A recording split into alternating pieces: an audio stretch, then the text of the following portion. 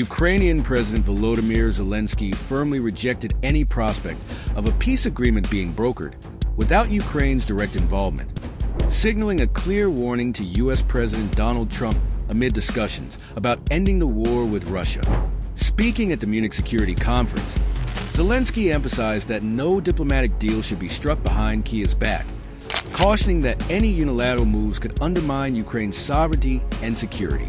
His remarks came as Trump, in his first known conversation with Russian President Vladimir Putin since the full-scale invasion of Ukraine in February 2022, expressed intentions to meet Putin in the near future, possibly in Saudi Arabia. This has fueled concerns among Ukrainian and European officials that Washington might engage in backdoor negotiations that could weaken Ukraine's position in the ongoing conflict. Zelenskyy also called on European nations to take greater responsibility for their own defense, warning that relying solely on Ukrainian forces was insufficient for the continent's security. Politico reported that he urged European leaders to establish a unified European military force, arguing that without it, the region remains vulnerable to Russian aggression.